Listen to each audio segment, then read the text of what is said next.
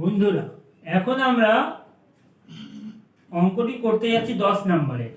সেটি হলো একটি ঘনকের প্রতিটি বাহু 50% কমানো হলো।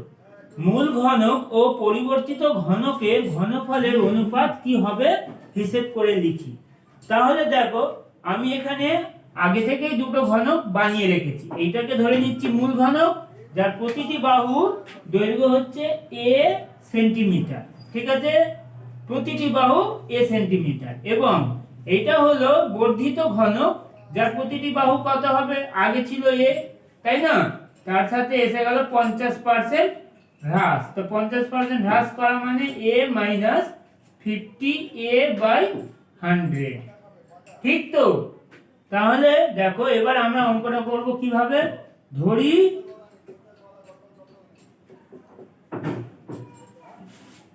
ঘনকের মূল ঘনকের, ঠিক আছে, মূল ঘনকের প্রতিটি বাহু সমান সমান a সেন্টিমিটার, অথবা এককও লিখতে পারি। শুধু বাংলায় একক দিলেও অসুবিধা নেই, কারণ এতে কোথাও কোনো এককের ব্যবহার হয়নি। ওকে, তো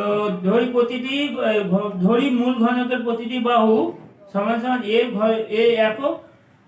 অতএব মূল ঘনকের আয়তন সমান কি হবে, a কিউব, একক কিউব। ঠিক আছে, এবারে 50% হ্রাস করলে কি, এখন 50% বাহুর দৈর্ঘ্যে হ্রাস করলে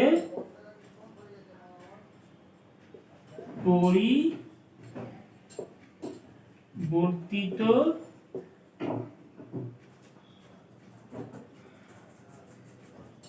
ঘনকের একটি বাহুর দৈর্ঘ্য সমান সমান a মাইনাস 50a/100। এটাকে দেখো, একটু সলভ করলে আমরা পাবো a মাইনাস a/2 একক। তাহলে দেখো, এটা পাবো, হিসেবটা করলে পাওয়া যায় a/2 একক। ঠিক আছে, অতএব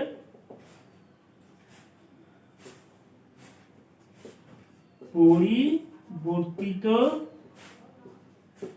ঘনকের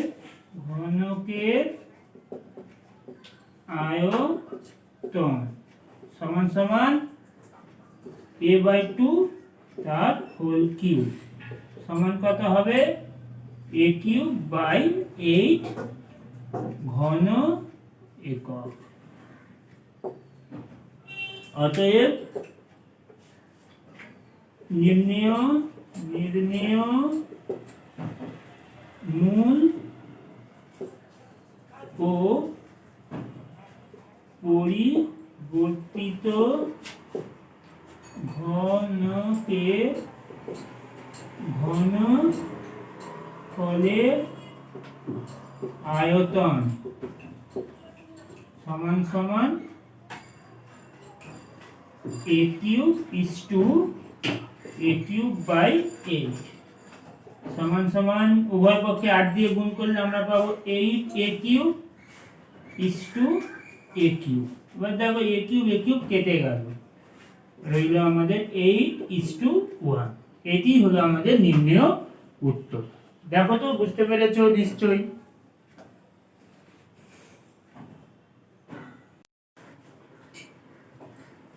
এখন আমরা 11 নম্বরের প্রশ্নটি সলভ করছি। আনসার দেখো বন্ধুরা, এখানে দেওয়া আছে একটি সমকোণী চৌপলের দৈর্ঘ্য, প্রস্থ ও উচ্চতার অনুপাত 3:2:1 এবং উহার আয়তন 384 ঘন সেমি হলে বাক্সটির সমগ্র তলের ক্ষেত্রফল নির্ণয় করি। তো সমকোণী চৌপল এবং আয়তঘন দুটো একই কথা, সেটা তো আগেই তোমরা শিখেছি, তাই না? এবারে এই প্রশ্নটার ক্ষেত্রে আমাদের দৈর্ঘ্য প্রস্থ উচ্চতা দেয়নি, কিন্তু তাদের অনুপাত দিয়ে দিয়েছে। দেখো 3:2:1। তো আমাদের অঙ্কটা আরো অনেকটা সহজ হয়ে গেল যদি আমরা এটা লিখি যে ধরি সমকোণী চৌপলের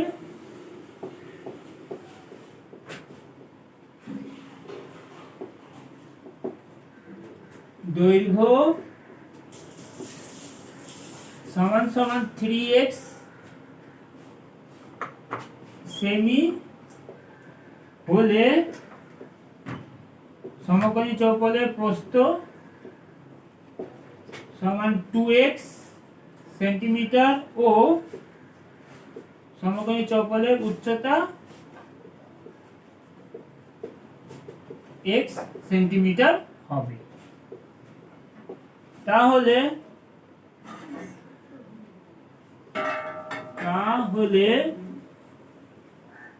সমকোণী চৌপলের আয়তন লেখাই যায় 3x into 2x into x, that is equals to 384, তাই না? আয়তনের ফর্মুলাটা আমরা যে জানি, দৈর্ঘ্য গুণ প্রস্থ গুণ উচ্চতা।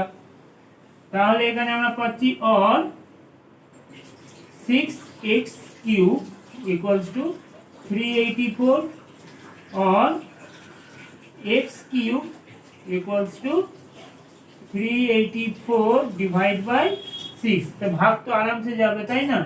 6 1 6, 6 6 36, 2 6 4 24। তো কত পেলাম? x cube equals to 64। এখন 64 ঘনফল কত হবে?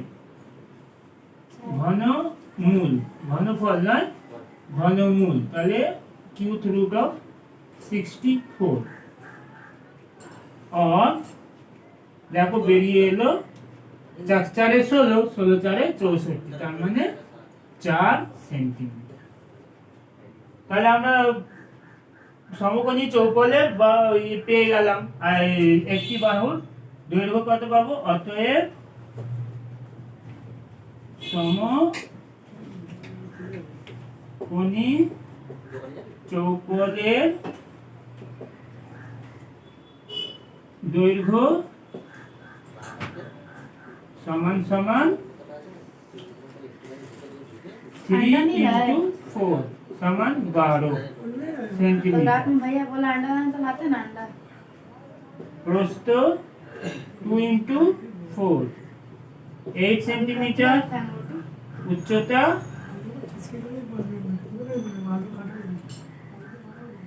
1 into 4 equals to 4 সেন্টিমিটার। তাহলে অতএব সমগ্র তলের ক্ষেত্রফল, সমগ্র তলের ক্ষেত্রফল সমান সমগ্র তলের ক্ষেত্রফলের ফর্মুলা কি ছিল তোমাদের মনেই আছে, 6টি তল আছে এখানে, তাহলে 6a স্কয়ার সেন্টিমিটার স্কয়ার, 6 গুণ 4 এর স্কয়ার, তাহলে 6 into 16 1696 সেন্টিমিটার কিউব। বোঝা গেছে? তাহলে আমাদের নির্ণয় উত্তরটা হচ্ছে 96 সেন্টিমিটার কিউব।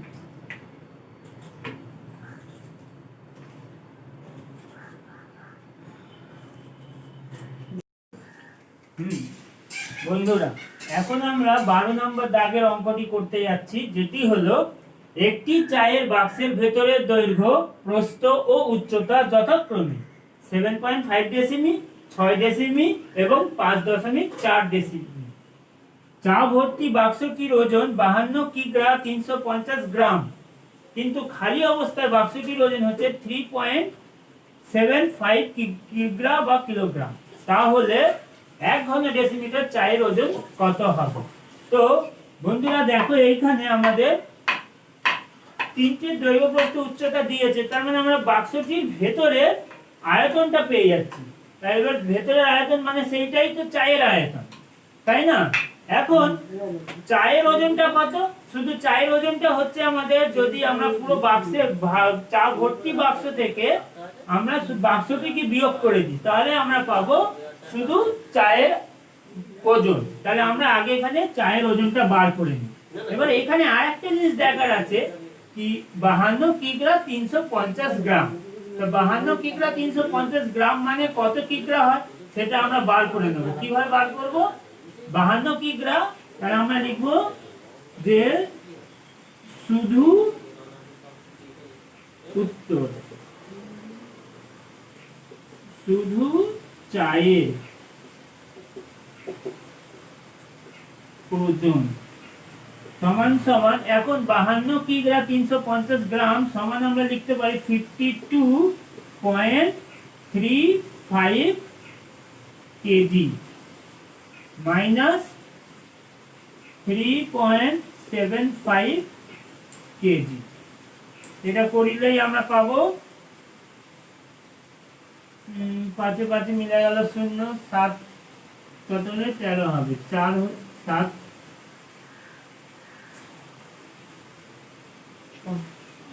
7 6 13, তাহলে 6.3 আর 1 4, 4 কত হলে 12, 8 হলো। তাহলে এখানে রইল 4, 48.6 কেজি। হ্যাঁ, আমরা এখন এই চায়ের শুধু চায়ের ওজনটি পেয়ে গেলাম। এবার আমরা বাক্সটির আয়তন বার করে নেব। এখন বাক্সটির আয়তন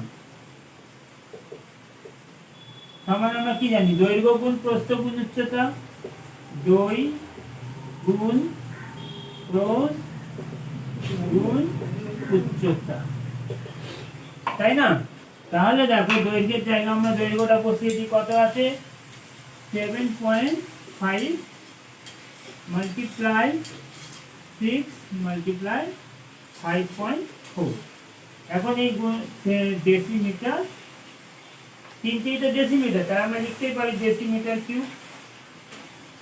এবার এই গুণটিকে আমরা করে ফেলবো, গুণটা করি তাহলে কি হবে, এখানে 5 6 30, 30 এ 0, 7 7 6 42, 42 আর 3 45, তাহলে হচ্ছে 45.0। এইটাকে আবার আমরা 54 দিয়ে মানে 5.4 দিয়ে গুণ করব। এই গুণটা আমরা ধারে করে নিচ্ছি রাফে, 45 ইন্টু 54 পয়েন্ট, 5 4 20 0, 4 4 16, 2 18, 5 5 25 5, 5 4 20 আর 2 22, 0 8 5 13 3, 2 1 3 আর 1 4, 2 2 দশমিক 1 ঘর পর, তাহলে কত হলো 243 সমান সমান 243 ডেসিমিটার কিউব। এখন আমাদের ঘনফল, এই কি ছিল প্রশ্নটি চেয়েছে ঘন ডেসিমি, তার মানে এটা কি, ঘন ডেসিমি চায়ের ওজন কত হবে, তো তার মানে তার ঘনত্ব নির্ণয়। ঠিক আছে, তো আমরা লিখব 243 ডেসিমিটার কিউব চায়ের ওজন সমান সমান কত বার করেছিলাম, 48.6। তাহলে 1 ঘন ডেসিমিটার।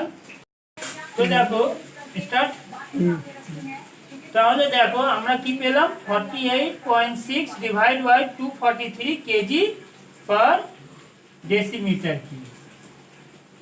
ঠিক আছে, তাহলে এইটাকে আমরা করলে পাবো 0.2 কেজি পার ডেসিমিটার কিউব।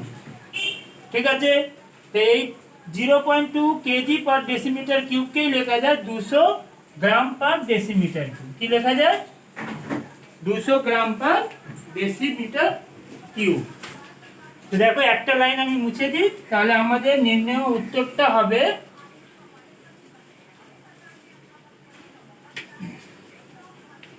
যে এক প্রশ্নটা কি ছিল? প্রশ্নটা ছিল ঘন ডেসিমিটার এ চায়ের ওজন সমান সমান 0.2 KG per decimetre cube equals to 200 gram per decimetre cube. ঠিক আছে, তো এই হলো, দেখে নাও।